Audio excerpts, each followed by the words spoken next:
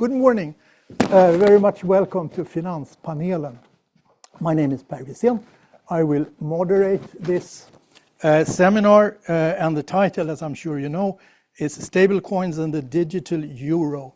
How will the development affect Sweden? And it will be a bilingual seminar. There will be some parts in Swedish and some in English, but we start off in English. And the topic will be introduced by the first deputy governor of the executive board of the Riksbank, that's a long title, Aino Bunge. And she will make a 20-minute presentation of it's called a report, a paper which is published in 1 minute, 8 o'clock sharp from the Riksbank. That will be sort of the basics of the discussion we will have here today. She will be followed by Adrien, who is associate professor in finance at the Stockholm School of Economics. I will present you a little bit better when you come up on stage. And then in a 10-minute comment, and then Kristian Gårder, who has been before here and discussing cryptocurrencies that time, from SEB, the bank, will have a 7-minute comment. And after that, hopefully, we will have 20-minute-ish for a discussion. And it doesn't have to be questions, comments, views on this, whatever. With all of you, we have a very knowledgeable and qualified audience, and we are very happy to have you here. So once again, very much welcome, and Aino Bunge, you are most welcome on stage. Tack så jättemycket, Per. Ja, som sagt, förutom att jag ska ta mig igenom en viss förkylning här, så vill jag säga att om jag glömmer att säga något så kommer ni kunna läsa det jag borde ha sagt då på Riksbankens hemsida. Men jag tänkte prata om stablecoins och digital euro, men jag tänkte försöka sätta dem i ett litet sammanhang och prata mer om kanske de problem som man försöker lösa och vilka utmaningar vi ser framåt och hur vi arbetar med dem på Riksbanken och kanske också lite hur vi tycker att den privata marknaden ska arbeta med dem framöver. Och jag kommer börja med att prata om 2 trender som präglar betalningsmarknaden just nu och de kommande åren. Och den första trenden handlar om digitaliseringen. Och vi har ju sett den komma, men det är en fortsatt oerhört stark trend. Och den för oss samman genom världen, skapar betalningar och förväntningar på att gränsöverskridande betalningar ska ske omedelbart med ett knapptryck och till låg kostnad. Den andra trenden, den handlar om de ökade geopolitiska spänningarna som leder till polarisering, fragmentering och som också kan få stora konsekvenser för betalningsmarknaden. Digitaliseringen och vårt beroende av internationella tekniktjänster gör att vi helt plötsligt sitter och funderar på hur vi ska kunna betala om vi plötsligt saknar uppkoppling eller el. Så med bakgrund av de här trenderna då, så tänkte jag ta mig an den här frågan. Men det är också så att tiderna förändras. Det är inte bara någonting som påverkar oss på Riksbanken, utan alla centralbanker ställs i princip utifrån samma frågor. De här trenderna är ju globala. Man ställer sig inför frågan: hur ser vi på pengar, våra pengar som vi ger ut, deras framtid i en digitaliserad värld? Vilken roll ska vi spela i förhållande till privat sektor? Hur ska vi se på nya typer av tillgångar? Hur ska vi erbjuda möjligheter för dessa att avvecklas i centralbankspengar? Och hur ska vi till exempel då ställas till andra länders initiativ som den digitala euron ifall den införs? Så att det här blir ju frågor som är aktuella inte bara i Sverige utan världen över och som vi diskuterar internationellt. Men jag börjar med det här med digitaliseringen. Ja, men den har ju redan påverkat oss jättemycket och lett till stora effektivitetsvinster. För de flesta har det blivit betydligt enklare och snabbare att betala. Vi står inte och köar för att betala våra räkningar. Men det gör ju också att vi får nätverkseffekter och stordriftsfördelar som sträcker sig världen över. Vi betalar alla dagligen med amerikanska kort. Nu använder vi också tjänster som Apple Pay och Google Pay världen över för att betala.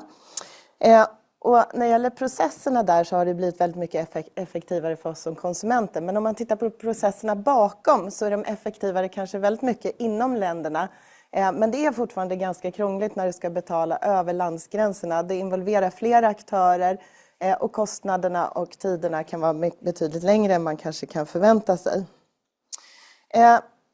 Det vi ska prata om idag bygger ju också på en annan del av digitaliseringen som är framväxten av DLT eller Distributed Ledger Technology, blockkedjetekniken som är mest kända. Och den har ju funnits under flera år. Vi vet att bitcoin är baserat på detta, men den ger ju också möjlighet till tokenisering. Att omvandla och överföra tillgångar till en blockkedja och på så sätt kunna genomföra finansiella transaktioner, programmering av kontrakt på ett decentraliserat sätt utan mellanhänder. Och man kan ju till exempel se till då att värdepapperstransaktioner sker omedelbart genom smarta kontrakt som verkställer och automatiserar detta så fort vissa villkor är uppfyllda. Det här skulle ju förlängningen kunna gälla andra saker också, som till exempel försäljning av en fastighet eller en bil där man skulle kunna göra en betalning och en ägarregistrering på i samma transaktion. Men potentialen här är ju både det att det kan gå snabbt men också att det minskar riskerna för köpare och säljare. Och om transaktionen inte om en viss del av transaktionen inte går igenom så misslyckas hela transaktionen och då minskar man ju motpartsriskerna.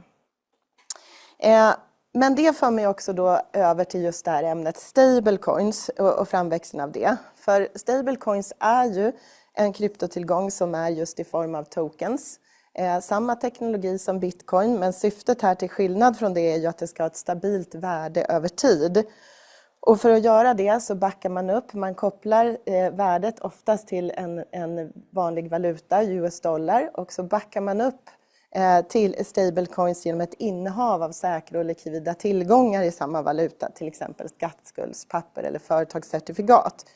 Och ju mer stablecoins som ges ut, desto mer tillgångar måste då finnas reserverade för att säkra dem. Och syftet är just att åstadkomma det här stabila värdet över tid. Ja, det är fortfarande inte en jättestor företeelse om du jämför med hela världens finansiella sektor. Men det är ändå så att på 5 år så har det sammantagna värdet på stablecoins i världen ökat från $4 miljarder till $273 miljarder idag. Och ni ser hur snabbt den här kurvan stiger, så väldigt snabbt växande fenomen. Hittills har det väldigt mycket använts för betalningar och investeringar kopplade till andra kryptovalutor. Men det finns som sagt den här potentialen att använda det både då för tokeniserade transaktioner men också för betalningar över landsgränser där man skulle kunna eliminera vissa av de här mellanleden som både tar tid och kostar pengar. Men det här för ju med sig risker och vi tog upp det här Riksbanken för vår stabilitetsrapport som publicerades för någon vecka sedan. Där vi bland annat tog upp att det finns ju en grundläggande risk då att om man vill lösa in sina stablecoins då måste de här tillgångarna som backar upp stablecoinsen säljas. Och då får vi en risk för att om många vill lösa in sina stablecoins samtidigt så skulle man få en run på de här tillgångarna och då skulle det kunna leda till, i och med att det är tillgångar som då är väldigt väsentliga för finansiella marknader, så skulle vi kunna få problem på till exempel statspappersmarknader eller andra. Det är också så att det finns en risk för dominerande aktörer. Om man ser detta, pengar är något som centralbanker har hållit på med i alla tider. Det är väldigt reglerat om man pratar om banker och annat. Här har vi decentraliserade blockkedjor. Hur får man reglering och tillsyn och hur kan man till exempel upptäcka och ingripa mot kriminella aktörer som innehar de här pengarna. Självklart är det så att om man har pengar i en annan valuta så uppkommer frågan om dollarisering. Används pengar, gör man transaktioner eller annat i dollar eller i den valuta som är i landet? Den risken är kanske störst i länder som har väldigt instabila valutor för att börja med. Men så finns det också något som vi brukar kalla singleness of money eller pengars enhetlighet. Och det är en fråga som man kanske inte funderar till vardags på, men det handlar ju om att en krona är värd lika mycket om du har det som en sedel i din plånbok som en krona på banken eller om den finns i vårt betalningssystem. Och här skulle man ju kunna tänka sig att en stablecoin, även om den ska motsvara värdet av en valuta, inte ses som lika mycket värd beroende på den utgivare som man har. Och det här är ju någonting som man tar för givet idag, men det har ju inte alltid varit så. Lite komplicerad figur här, men den visar då hur mycket av en svensk valuta när det gavs ut av olika aktörer som motsvarades av 1 kilo rent silver. Så i Sverige så hade vi ju olika daler som var värda olika mycket, och i USA så fanns det under 1800-talet ungefär 1500 privata banker som gav ut sedlar som var värda olika mycket beroende på vilken riskprofil man hade på banken. Det innebär komplicerade förhållanden som vi inte skulle vilja hamna tillbaka till, och jag kan säga att slutsatsen i vår stabilitetsrapport var att vi behöver verkligen se till att det finns reglering av stablecoins. Den behöver vara över landsgränserna eftersom det här är ett fenomen som faktiskt inte stannar vid landets gränser. Och vi behöver också som centralbank fundera på om det här blir ett stort fenomen, så ser vi att då bör transaktioner in och ut ur stablecoins avvecklas i centralbankspengar. Men det lyfter också frågan, denna fråga som digitaliseringen väcker, snabba betalningar över landsgränser och möjlighet att använda tokeniserade transaktioner. Det väcker också frågan om vi som centralbank behöver ändra vårt tjänsteutbud eller om man behöver jobba med de existerande betalsystemen för att faktiskt möta det som stablecoins svarar på. Men den andra trenden då, geopolitiken. Det är oerhört viktigt att ta med sig den när man tittar på de lösningar som tas fram för de här frågorna. För vad har då egentligen det med betalningar att göra?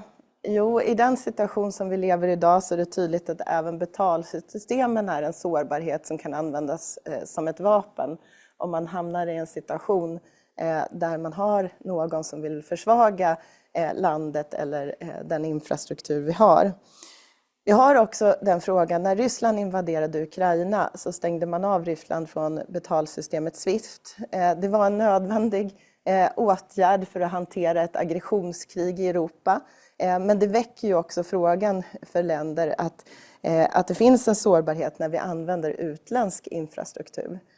Så det finns en fråga här över att titta och göra överväganden. Men det är ju också en stor risk att om vi alla sitter och gör den här typen av överväganden, då blir det en fragmentering av världsekonomin som inte bara blir betalningar utan riskerar att sprida sig till ekonomin i stort. Och det är ju inte särskilt positivt för en liten öppen ekonomi som den svenska.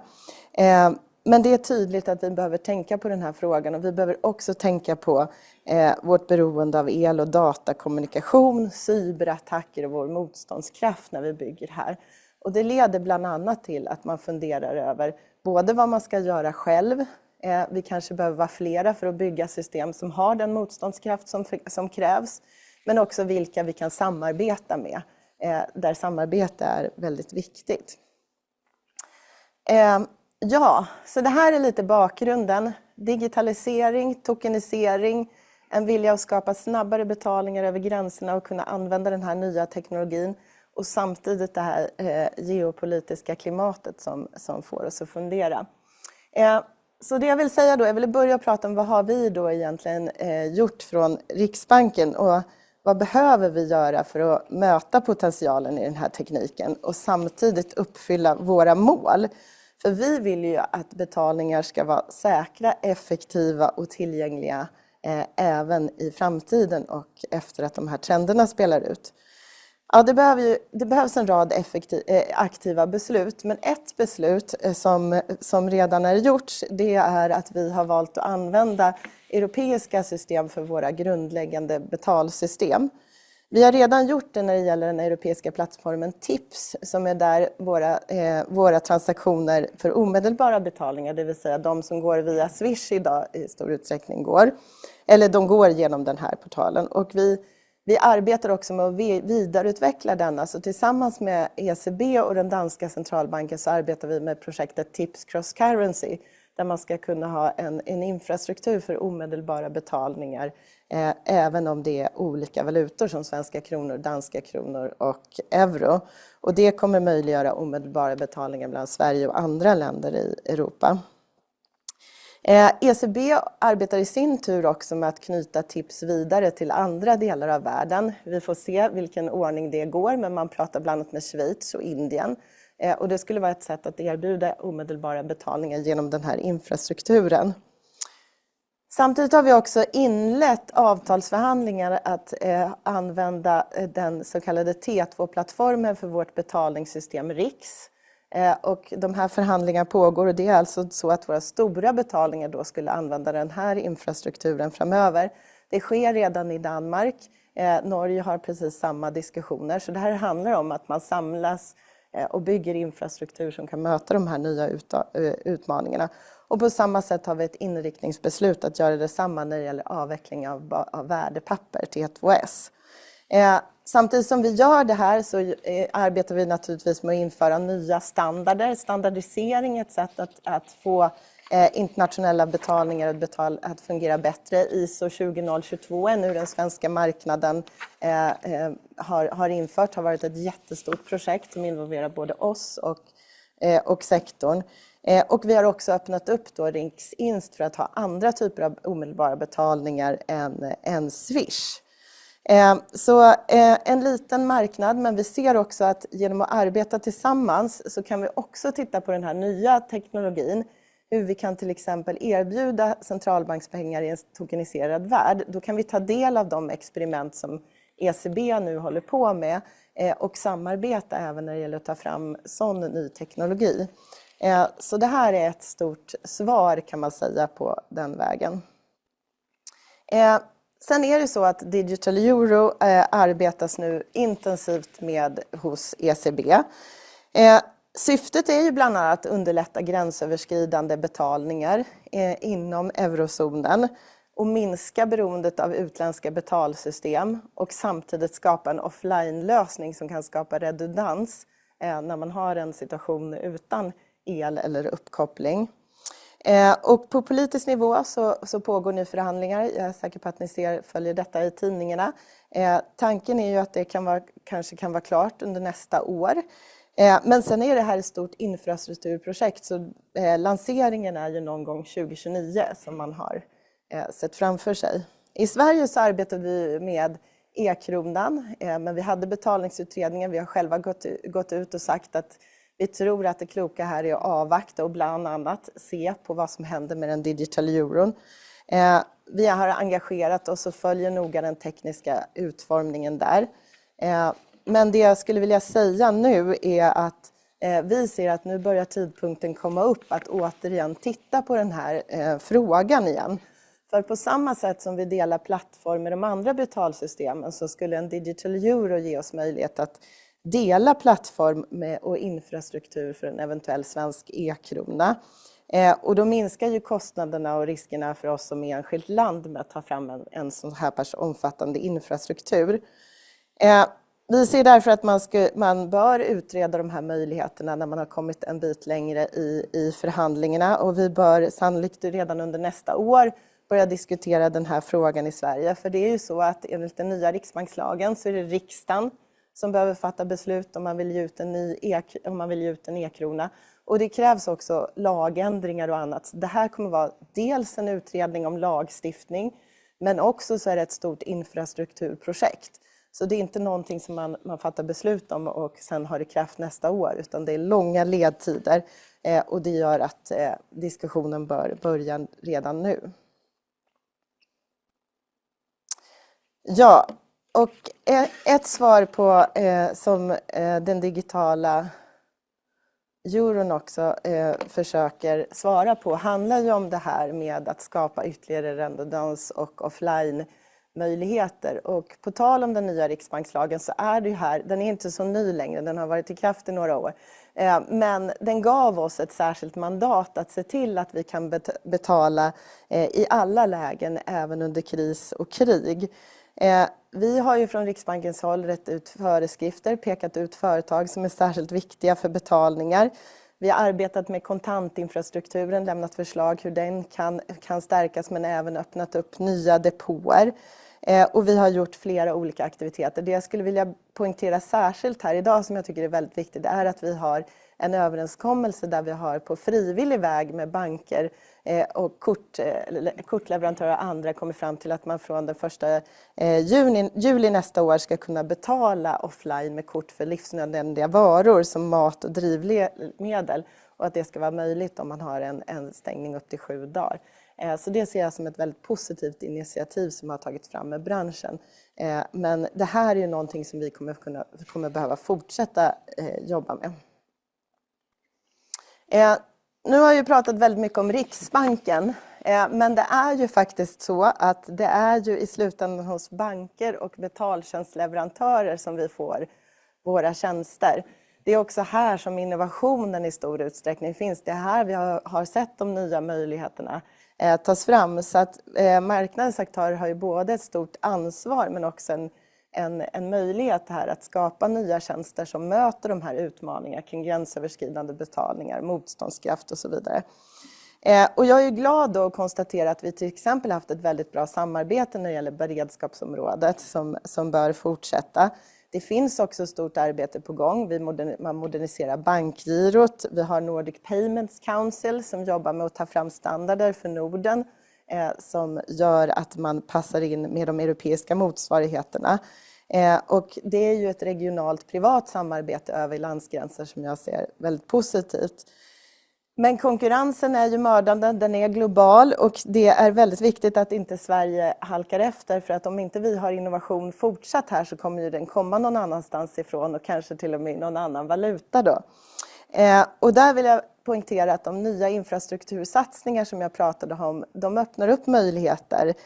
Och det handlar till exempel om omedelbara betalningar. Idag är det ingen av de svenska bankerna som erbjuder omedelbara betalningar på något annat sätt än via Swish. Du kan inte öppna din bankapp och göra omedelbara betalningar. Det kan de allra flesta bankkunderna i Danmark, Finland, Island och Norge. Och den här möjligheten finns alltså i vårt system idag. Så att jag skulle vilja uppmuntra aktörerna på den svenska marknaden att ta tag i den frågan.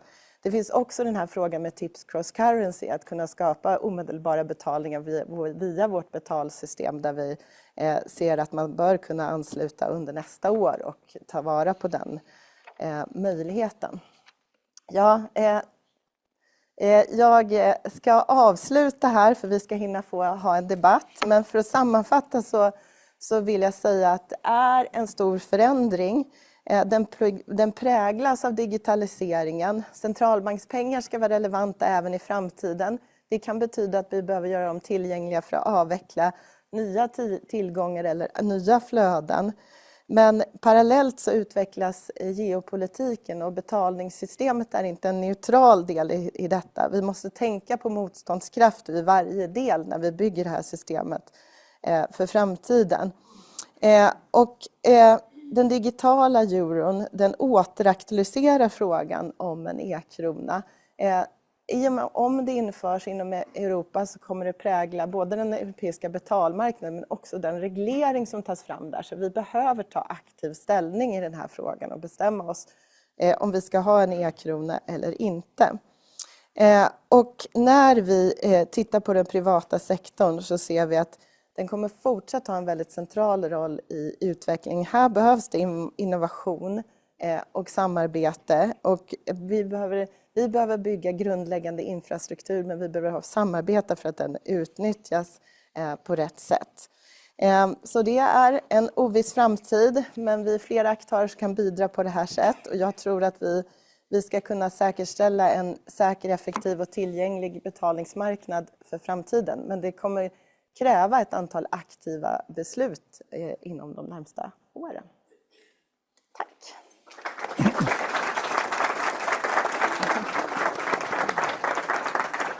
Thank you very much. While Adrien is entering the stage, this will be a private-public project with support from the academic sector, and Adrien is here to tell us. He is Associate Professor of Finance at the Stockholm School of Economics. His research has focused on financial markets and the macroeconomy. You have a PhD in economics from University of California, Los Angeles, and have been awarded numerous grants and awards. Adrien, very welcome on stage. The next 10 minutes are yours. Thank you. It's a real pleasure to be here. I'm here to talk about and try to define a bit more precisely what stablecoins are and where they can actually be stable. So the blockchain on which all of the crypto is built is essentially a ledger technology, which lends itself very well to record a transaction. One of the first attempts to create a cryptocurrency is the Bitcoin. Now, no matter what you think a Bitcoin is, it is not a good means of payment, right? It is way too volatile, way too expensive to be used for that. So maybe part of the ethos of the crypto sphere was to create a currency that would be independent of all of the formal institution. The realization here is that you actually need an institution to manage the relative value of this cryptocurrency, whether it is the Riksbank, whether it is a central bank, or a stablecoin platform.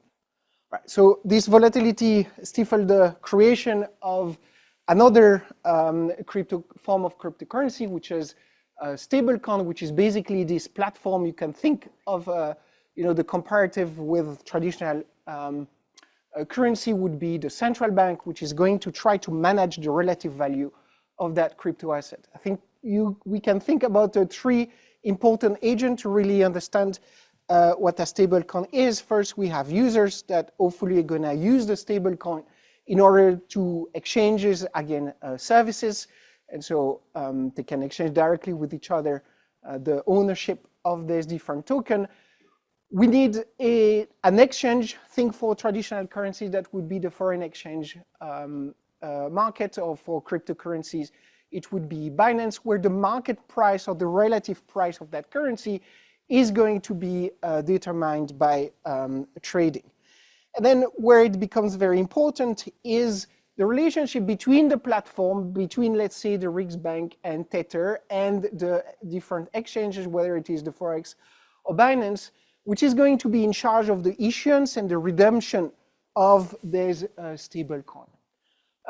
Now, where the valuation or the management of the value of the currency happens is really at this level of issuance and redemption.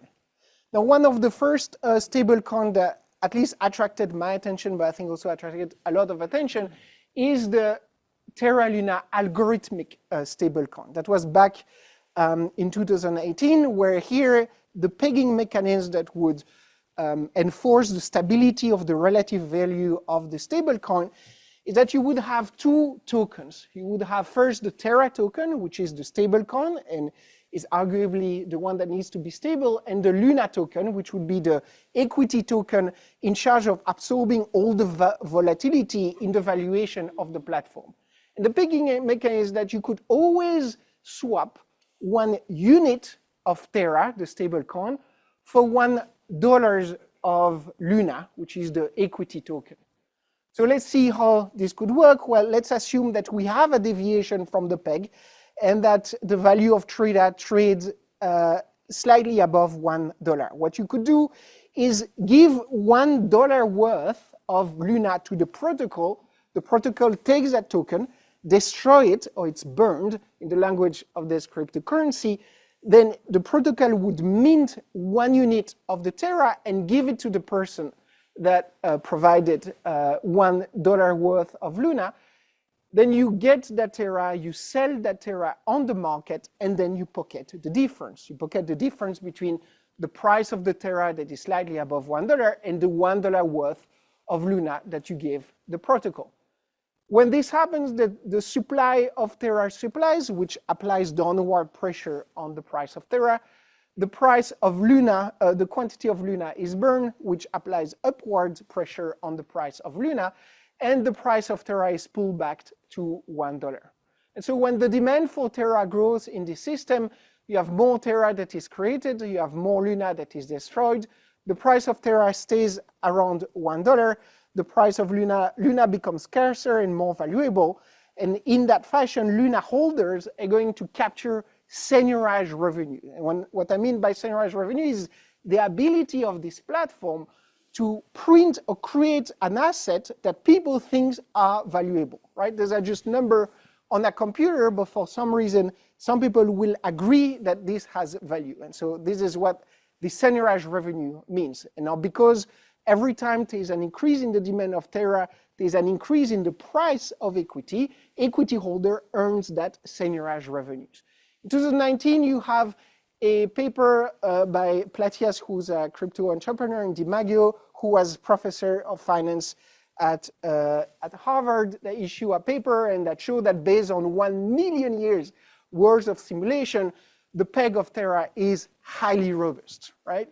In April 2022, we have about 20 billion of Terra and 40 billion of Luna in market cap. And so what must have happened happens.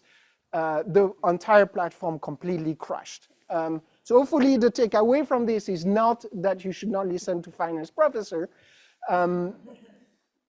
But in May 2022, we saw a large failing confidence that led to a death spiral run on the stablecoin.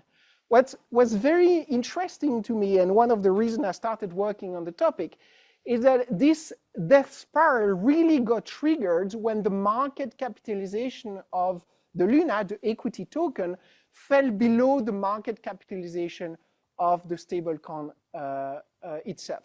Now, this has important consumer protection and stability issue. In South Korea alone, about 280,000 retail investors lost altogether 40 billion US dollars.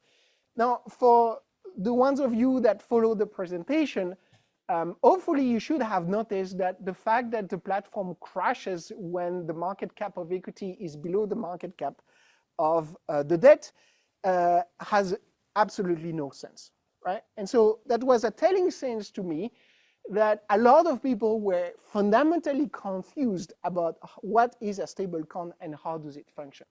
So why does it make no sense? Well, because both the stablecoin and the equity tokens are both liabilities of the stablecoin platform. The equity token is not there as a collateral that guarantees the value of the stablecoin. They're both issued by the platform and held as assets by consumers. So what is backing the value of this platform, right? Well, if you actually look at the book value of this platform on the asset, you would have 0. If you look at the market value of a balance sheet, you would have appear here the future seigniorage revenue. So the idea is that because you're able to print money, because you're able to create some numbers that people are ready to give some real money, normal currency against, you're able to create some profit, and that's what is captured by this future seigniorage revenue. What is important to understand is that it requires a continuously rising demand. The day the platform assumes that there is no one that wants more stable coin, this is when this future seigniorage revenue is essentially equal to 0. And so there's a very Ponzi-like dimension to this algorithmic stablecoin. When you don't have the demand that continue is expected to increase, the entire platform is going to collapse. So eventually, the step of algorithmic stablecoin, it's important that they change their model and become based more on raising fees from the user of the system. What is important to understand is that in the case of this algorithmic stablecoin, the value of this seigniorage revenue that is basically the asset of that platform hinges on market expectation about the platform future and inherently unstable and therefore prone to self-fulfilling runs, which is exactly what happened in 2019.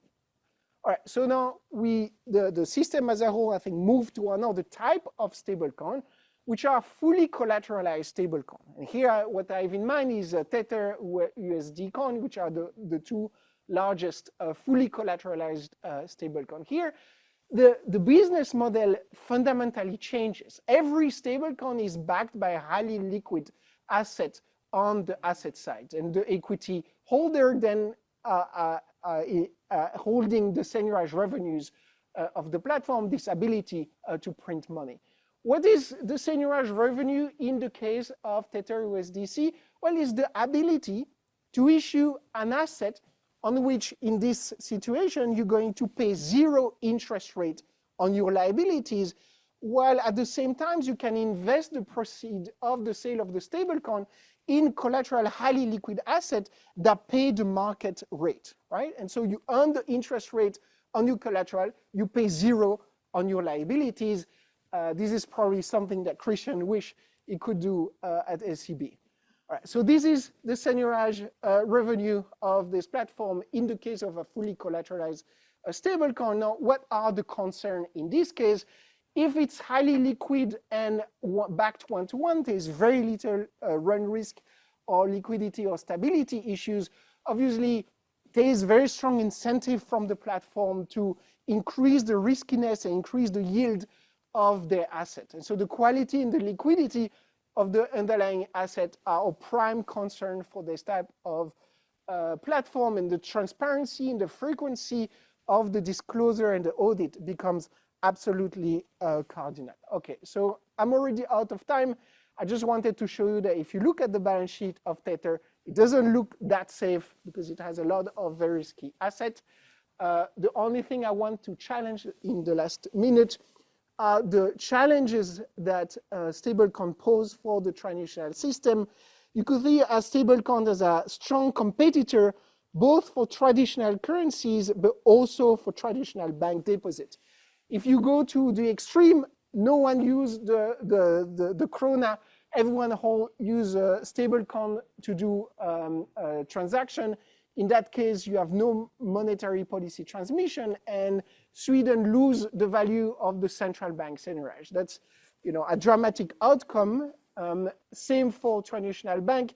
You can think about the stablecoin as competing strongly for traditional bank deposit, which would erode the market power and could make these banks less profitable.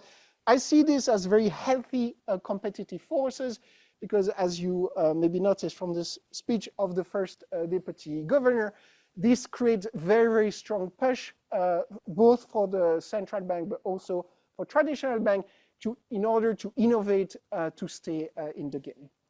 All right, and so I'm going to leave the last slide maybe for further discussion. Thank you.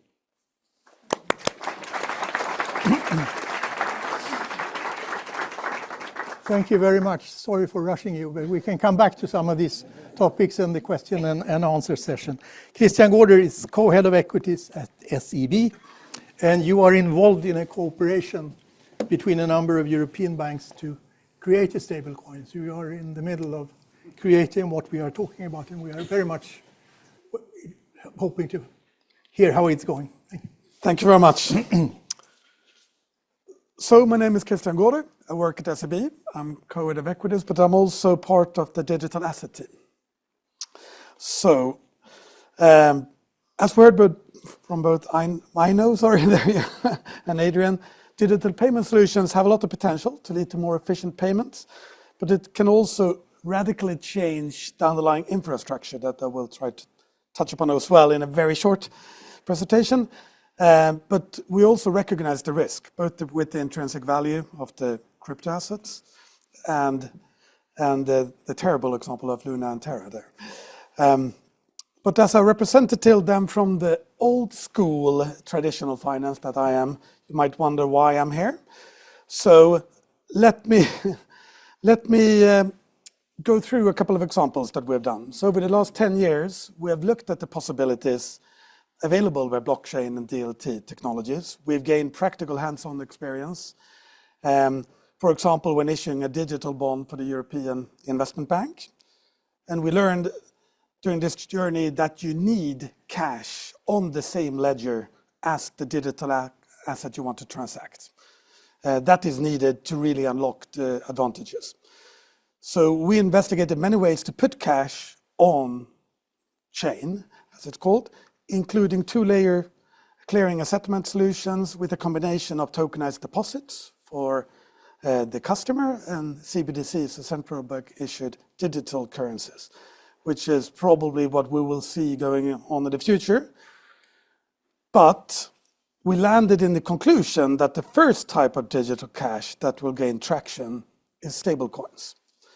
And the primary reason for that is the interoperability advantages and the newly established regulatory clarity.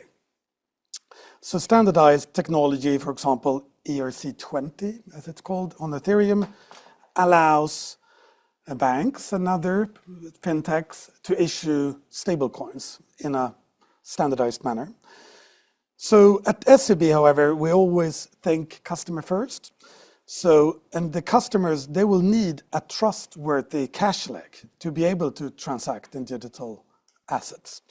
So we chose to do it together with 9 European banks, 10 in total right now, created a company called Kivalis. And for us, this was done to be able to recommend our customers to use stablecoins. To be able to do that, we need to ensure that it's both trustworthy, as I said, but also managed in accordance with the regulation. So this is why we join a consortium that will issue a stablecoin, and we will sit on the board of directors to have the full visibility.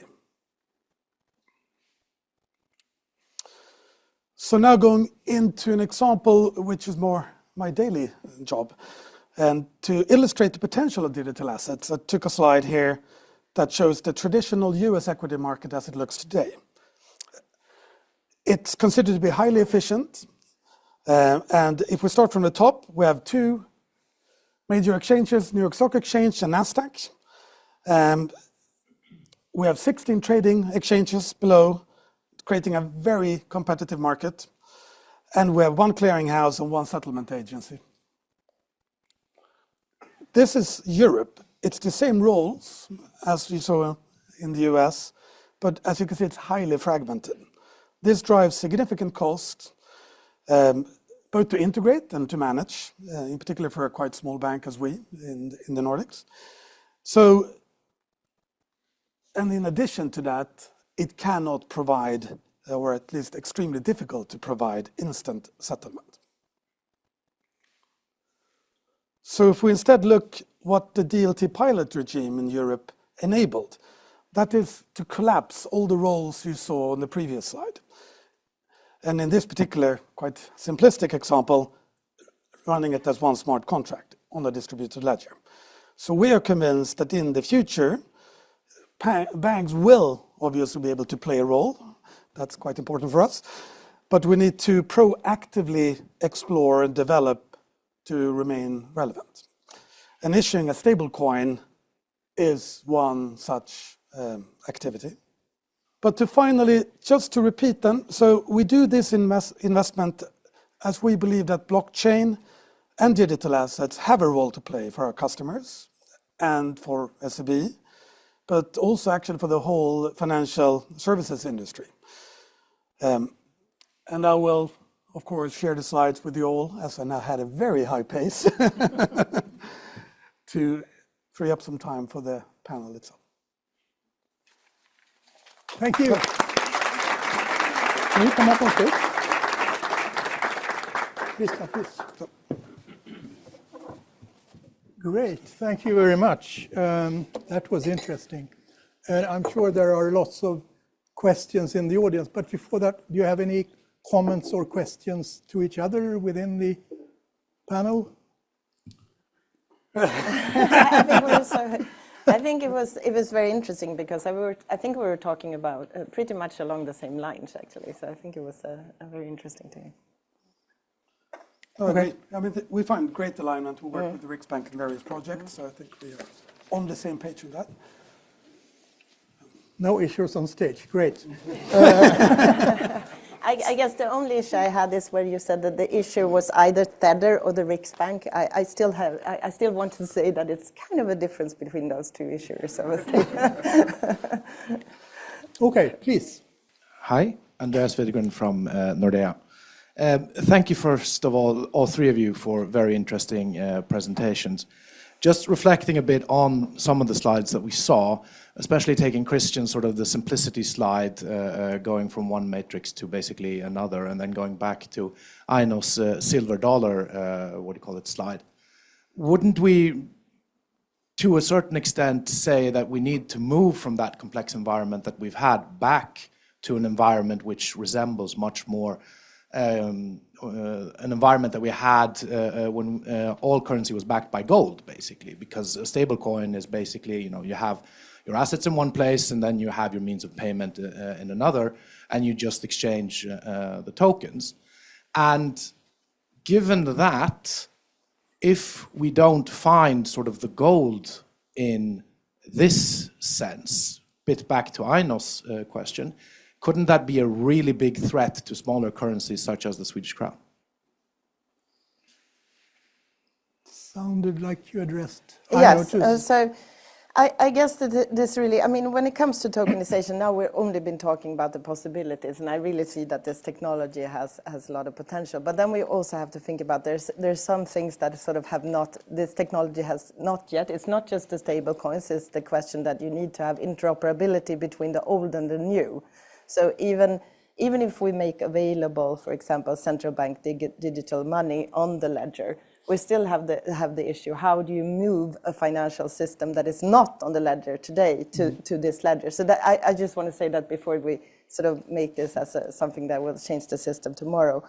But I definitely think that this is, I mean, that's always going to be an issue when they're large.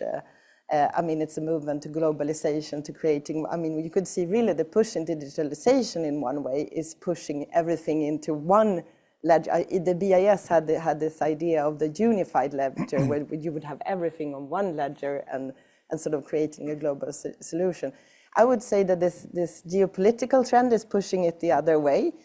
So it's basically creating more regional solution. And I think for us to stay relevant, it's definitely this issue of sharing platforms and having the sort of, if we would issue a CBDC in kroner, to have it on the same platform that would enable exchange, etc. That's something to actually to facilitate and keep the krona relevant in a context like this. I think that's partly. But after the Draghi report, I mean, there is a wish in Europe to simplify this troublesome diagram you showed with in comparison to the US. Absolutely, and I totally agree that, and this technology could have, there are possibilities, and if we see those possibilities, and if we see market players sort of getting more successful and this becoming something systemic, then I think the central bank offering needs to change as well, and we need to provide that cash on the ledger. Yeah. No, but I think your question is very interesting though, because I mean, a stable coin is backed by stable collateral, but if you take the gold and the silver, it's obviously then a utility value and in combination with no intrinsic value, I assume. But if you have deposits and you have short-term government bonds as collateral, it still obviously will correlate with the value of those underlying assets. So I don't say it's a major shift from where we currently are. You still need to basically make sure that the government bond value remains stable. What I personally think we should be a little bit more worried about are actually the emerging markets in particular, maybe not Sweden, but that is the dollarization, as you said. I mean, we know that Tether and USDC are very active in emerging markets, really trying to get an adoption of using stablecoins as a means of payment, which could really challenge their local currency. And the US Genius Act, I mean, that's after creating a bigger space for the dollar to be. Yeah, I mean, we also dominant. have MiCA in Europe, right? That provides a way for this platform to scale and a path forward. I think there was both a demand from the industry to clarify the rules and maybe ask for some legitimacy to be able to operate. But it's also a way for the supervisor to bring back under supervisory regime there's different institutions that can become systemic and a threat to consumer protection. Okay, I have 2 questions from the audience so far. Now I have 3. Please, you have a mic. Thank you. Thank you. Jens Magnusson from SEB. Great presentations, good discussion. Just wanted to elaborate a little bit on the relationship between the CBDCs and the stable coins. During the IMF meeting in October, Michel Baumann from Fed spoke a couple of times on this, saying that Fed will not explore any sort of develop anything of their own. They're going to be the regulator and the supervisor, but the stable coins will more or less replace the idea of an e-dollar or a CBDC dollar. How come the Fed and the ECB and the Riksbank come to so different conclusions? Because clearly the ECB still wants to develop their own, and I, you know, from what you're saying, I say here that, you know, when that's done, then probably Riksbanken will try to do the same with an e-krona. Question, yes. Yeah, well, I'm not going to try to say why the Fed is coming to their conclusion, but clearly we are coming to a different conclusion. And this is actually going to be a challenge that we have to face on the international regulatory arena, because I think we will choose partly different solutions in different parts of the world. And we need to make these solutions interoperable if we want to have global markets and global trade. So I think that's clearly, that is going to be a challenge. But for us, I still see it. I think part of this is not just the policy of the Fed; it's the policy of the U.S. government and the U.S. Treasury. So the policy they have is basically they also see an increased demand for treasuries when you have stablecoins, etc. But for us, I still think that this is an important issue where we see risks for financial stability, but also for the system as a whole if we would not have central bank money as a settlement asset if this becomes systemic. So I definitely think that we see it differently. Great. Please. Rickard Eriksson from Swedish Bankers Association. I really like the picture of that you showed, Aino Bunge, of that you said that what is this? You said that we have digital ledger technology, and that is transactions, and you have no intermediary. And then you said that a tokenized asset is an asset on a DLT platform, and then that stable coins are tokenized assets with a stable value. But I would think that one thing that's fundamental is that there is a lot of intermediaries in a DLT. So it's quite an expensive way to build a platform. So I think you can do everything you can do with a DLT on an ordinary platform. It's just a rather inefficient way to create a database. But of course, it can still be very much in demand. But I have followed this for like 10 years, and people say that, okay, we will have DLT use cases outside of the crypto sphere, but it doesn't seem to happen. So is it maybe, should we really look too much into stablecoins, or maybe we should try to solve the problems that we have without focusing on a particular form of... Maybe I can start. But maybe, I mean, that was partly what I was trying to say with my presentation, that I think that these two trends, I mean, it really creates the demand for fast, immediate, borderless payments. And I mean, stablecoins could be one solution, especially for those countries that have very difficult corridors, if you think about Africa, etc. I think really that we need to think about how do we solve this problem. And the same thing with tokenized transaction. If we see this technology being better, we should solve it. But we should also work with our existing systems, which is what we're trying to do as well. So I think, and of course, this with permissionless blockchains, I mean, there's a clear, we haven't been talking about operative risk. I mean, we talk a lot about the theoretical risk, but there are also, I mean, part of what we've been creating is also a universe where we look at operative risk, what is governance, how we do it, we actually control actors that are central for the payment system. So there are a lot of issues there. So I think really it's the problems that we need to solve. But clearly, when we see something new coming up, it's sort of, it might possibly solve some of those problems. And we need to think about, is it the right way to do it?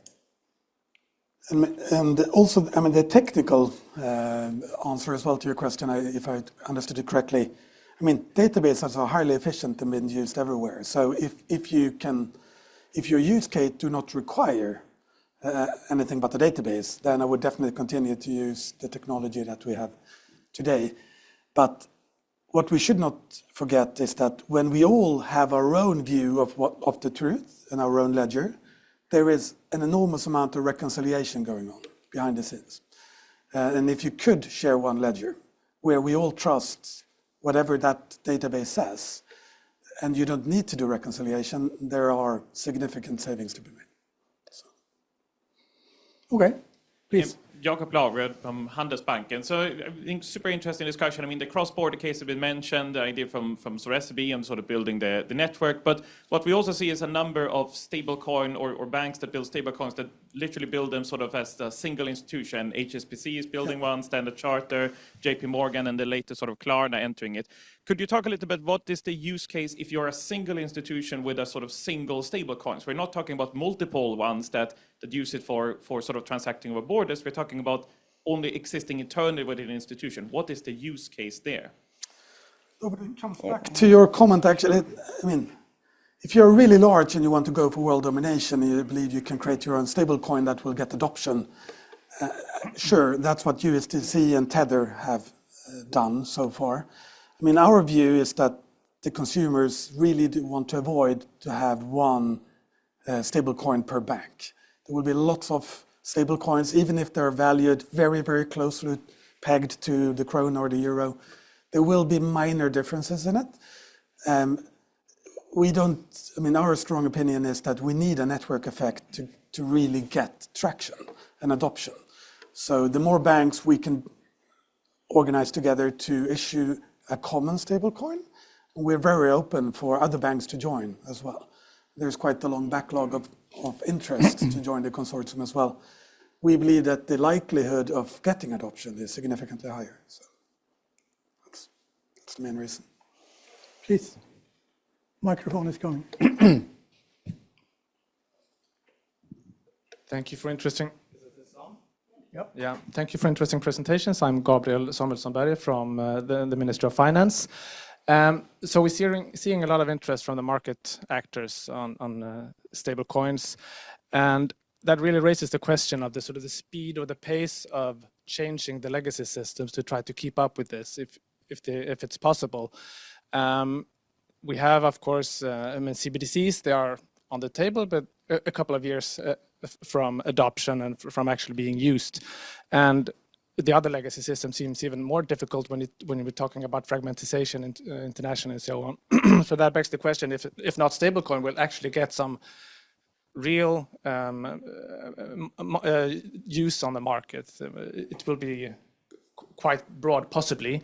And that raises the question whether the central banks should have a role in making them more stable than they actually are today.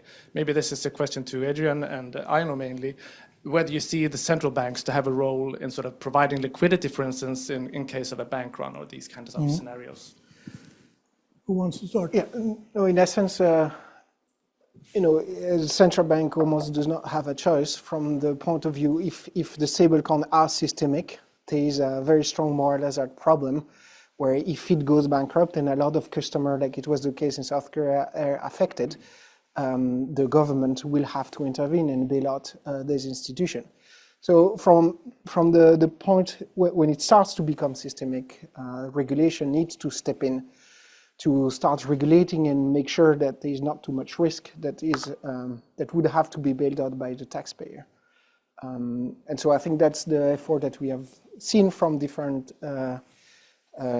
authorities to expand regulation to take the stablecoin under their supervisory jurisdiction.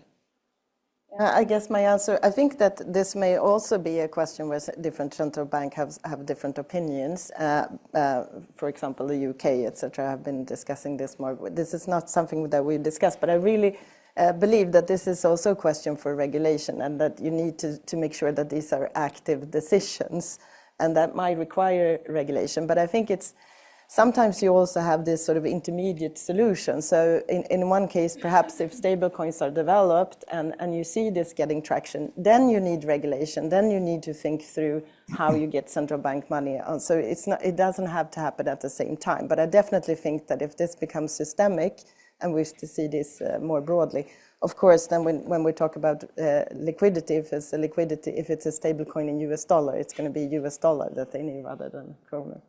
I guess maybe there's two roads ahead, right? You can either regulate away the stable coin to make sure no one uses it so you don't have stability prime, or regulate it in and embrace this new technology with the risk that you might see some disintermediation of the financial sector towards the other payment system. But that's the trade-off. Do I understand it correctly? I mean, the Terra Luna case was scary.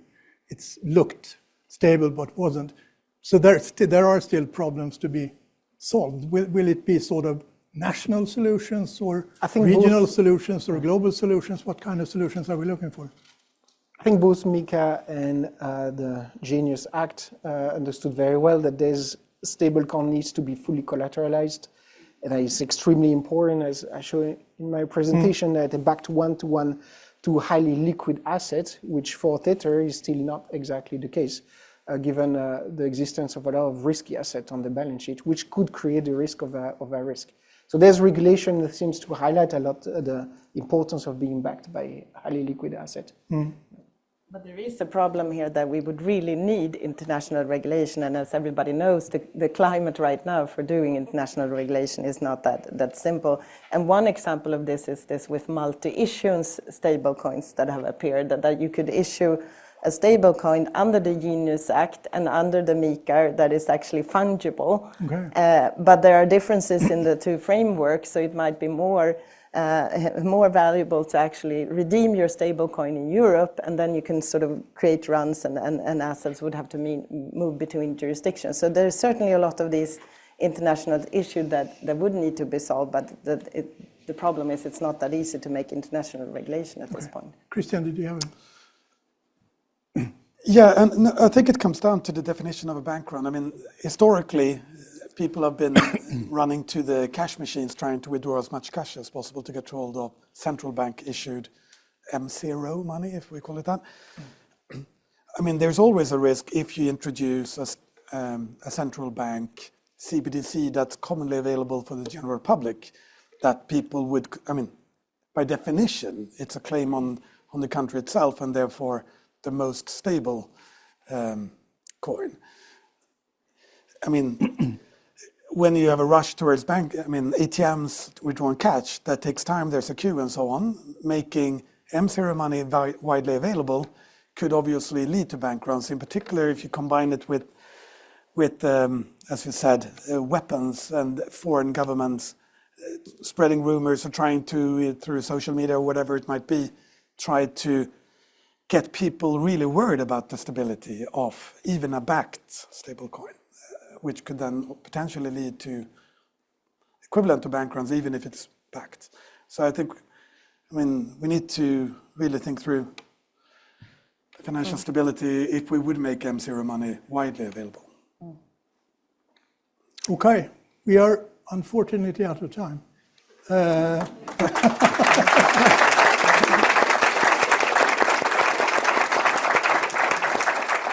Thank you, Aino, Adrien, Kristian, and all the audience. We are so happy to have you here. And I've been asked to ask you to answer a question which is asked in this QR code, essentially asking, was it worth it to come here this early in the morning to listen to us? We appreciate it. Thank you so much for coming.